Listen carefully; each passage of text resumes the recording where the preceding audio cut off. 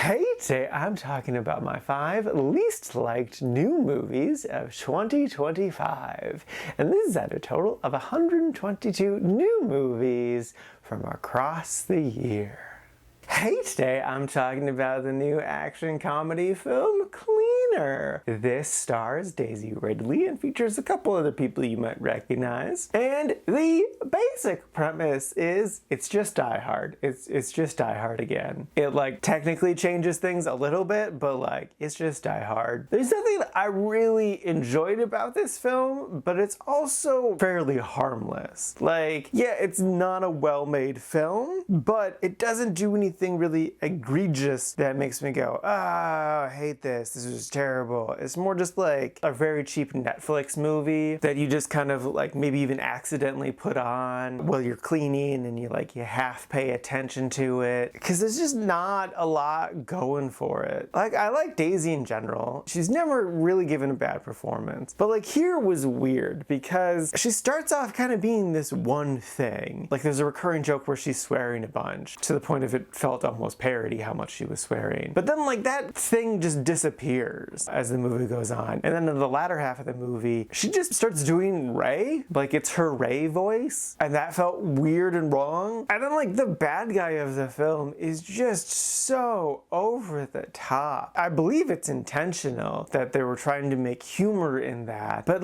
none of the humor ever lands. There were a lot of awkward jokes in the beginning and that kind of faded away as well. And then they tried to do other jokes, but none of them worked. It's a lot of moments happening and nothing really concrete and strung together. But again, it's not offensive. It's not gonna boil your blood with how bad it is. So that's why I put it in the meh category. It's okay. It could be a lot worse, but it's also got so much room for improvement. So, would I recommend it? No, but if you're still really intrigued by it, I would say it's a nice Saturday afternoon movie. Put it on, maybe doze off a couple times, fold some laundry. You don't need to give it your full undivided attention, and that'll probably help elevate the experience a bit. So yeah, I don't really recommend it, but if you really want to go for it, sure, I'm not gonna stop you. Hey, today I'm talking about the new drama film, The Last Showgirl. This stars Pamela Anderson and a handful of other actors you would definitely recognize, and was written and directed by Gia Coppola, the granddaughter of Francis Ford Coppola. This is her 3rd film. And the basic premise is Pamela Anderson plays this 57-year-old showgirl at the last casino to still have a showgirl show. But wouldn't you know it, they're gonna close it down because no one gives a shit about showgirls anymore. I liked Pamela. She gave an interesting performance. Brenda Song's in this and I really like her character. So is Kiernan Shipka. She was a delight to see. Dave Bautista, he was great. He had such great hair in this. I definitely have to shout out his hair. I don't know if it's his natural hair or a wig. Either way, it was perfect. I thought the concept of the story was interesting, but I don't think the execution worked. So Pamela's character, Shelley. She's this 57-year-old woman who does not want to stop being a showgirl, cannot be a parent, and really just can't be anything positive to the people around her. All she really gives a shit about is being a showgirl. The movie tells us she's been doing this for 30 years, which means she started when she was 27. There is no way she started when she was 27. She probably started when she was 17 and just lied. Regardless though, she had her child at 35 because you know her child, played by Billie Lourd, is playing this 22-year-old. And so we know by math that Shelley is 57, her child is 22. That means she had the child at 35. So she was at least doing showgirl stuff for 8 years, probably 18 years, by the time she had a kid. And then the whole reason she's a bad mom is because what she says is she didn't have money to afford a babysitter because she didn't want to stop being a showgirl. But how? How did she not have money? If she was working as a showgirl for at least 8, if not 18 years, she had to have money. And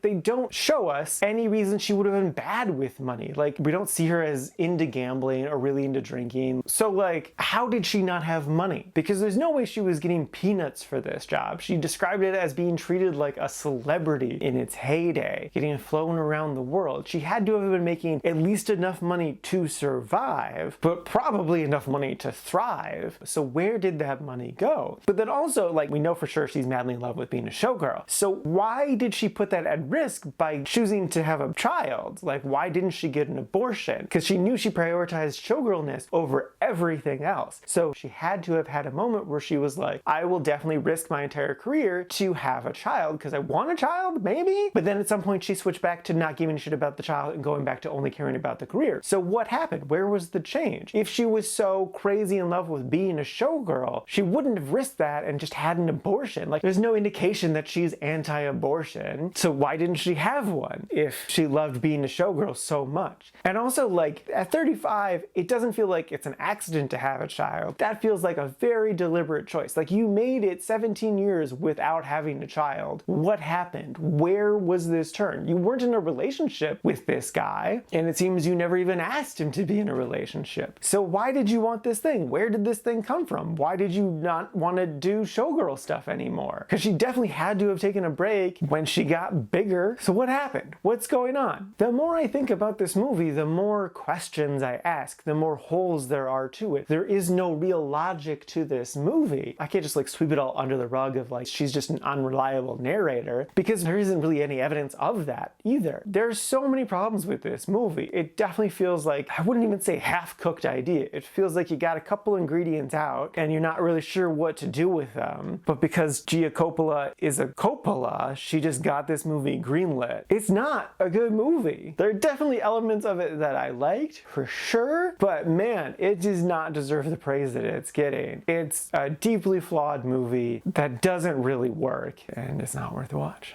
Hey, today I'm talking about David Cronenberg's newest film, The Shrouds. This is a slow, quiet film starring Vincent Cassel, Diane Kruger, and Guy Pearce. And the basic premise is Vincent deeply loved his wife, so much so that even in death, he wants to be able to watch her. So what does any normal person do? Well, develop a technology so that you can watch the corpse slowly decompose. Man, I did not care for this movie, which I feel bad about because I do like all the actors in Cronenberg, but it really just did nothing for me. Like, I did not find the story interesting or engaging. There was a lot of conspiracy theory stuff characters would just go on rants about, and it was like listening to the mad ravings of a lunatic. I just immediately tuned it out. I'm like, I'm sure there's important information in there, but it's just like listening to your crazy uncle spout obvious bullshit. It's like, no, please, can we move on to anything else? And it was just so slow and so boring. And I hate saying that. Like, I like slow, quiet movies, and this is a slow, quiet movie, but like, man, it was just too much for me. And like, the movie was labeled as body horror. I guess technically there is some body horror stuff, but it's just like surgery scars and whatnot. That doesn't do anything to me because that's a very normal thing to have. I understand in the context of the film, the surgery stuff did mean more, but like, I don't know, I'm not grossed out or weirded out by normal surgery scars. And like, I did like Diane Kruger and Guy Pearce for the most part, but those are the two characters that would go down conspiracy theory holes. And whenever that happened, I was just like, damn it, you were my saving grace of this film. Why you gotta be this way? Ugh. And I do like Vincent Cassel in general, but I don't feel like this was his strongest performance. I don't think it was a bad performance, but it really didn't do anything for me. And honestly, the whole thing in general just didn't do anything for me. I'm sure there definitely is deeper meaning and metaphor and symbolism because it's Cronenberg, but I just could not latch on to anything, so I couldn't care about anything. So yeah, as much as it pains me to say, I did not care for this movie, and I don't recommend it. I'm sure there's an audience for it, but it's unfortunately not me. So yeah, unless like you're a real big Cronenberg head, I think this is a safe one to skip. Hey, today I'm talking about the new Netflix film, The Old Guard 2. This is a sequel to a 2020 film, and this stars Charlize Theron, Kiki Layne, and features Uma Thurman. And the basic premise is the past is coming back to haunt them, and they have some old pasts. I really enjoyed the first one and was very excited for any sort of idea of a sequel, but I honestly forgot about this franchise until I started seeing the marketing for this one. I was like, oh yeah, I remember liking that a lot. I remember enjoying Kiki Lane. Charlize was good in it. It was an interesting, fun experience. Did I bother to rewatch the first one before going into this one? No, which I do think was a mistake because they did not set up this film in a way that helps remind you of what happened in the last one. You can't really just jump into this one and understand it whatsoever. Like, I was definitely very confused about kind of everything. Like, I remembered that they're immortal and stuff, and there's the whole thing about they can die at any point. They just don't know when their last death is gonna be, but like, they are still very fearless with death, so they just constantly do life or death stuff, knowing with a pretty good certainty that they're not going to die. But yeah, no, I was just so flummoxed, so at a loss for just what was going on. And that just made it very hard to pay attention because I'm like, this is a confusing mess. I don't want to be confused. And it was a giant struggle bus for me. I went into it knowing that it got really terrible reviews, but like, I was optimistic. I was like, you never know.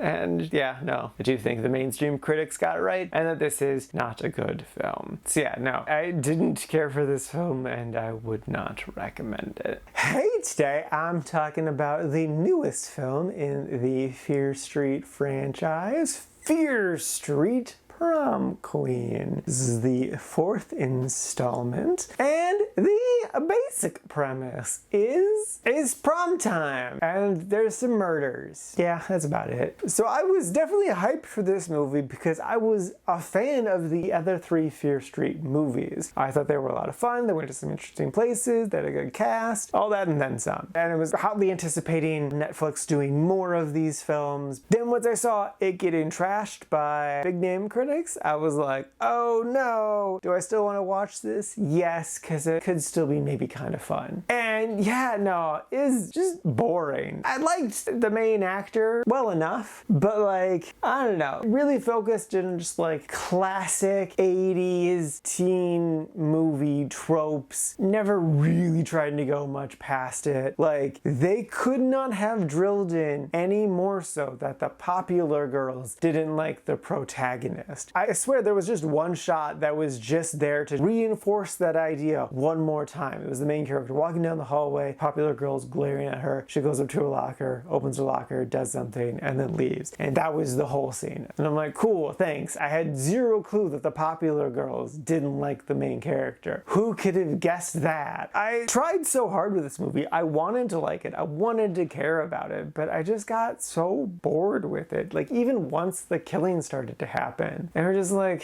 whatever. I think part of it too was one of the first kills was a character that I kind of vaguely liked. But now with them dead, I was like, well, I guess they won't get any more development. So that sucks. And they kept like the worst, most annoying characters around. So I just couldn't be bothered to care. So yeah, no, I did not care for this movie and I don't recommend it. It's boring. It relies solely on tropes and is just an uninteresting, colorful experience with the only real redeeming quality is if you like all the big hits from the 1980s, this has all of the big hits from the 1980s. So yeah, no, didn't care for it, don't recommend it.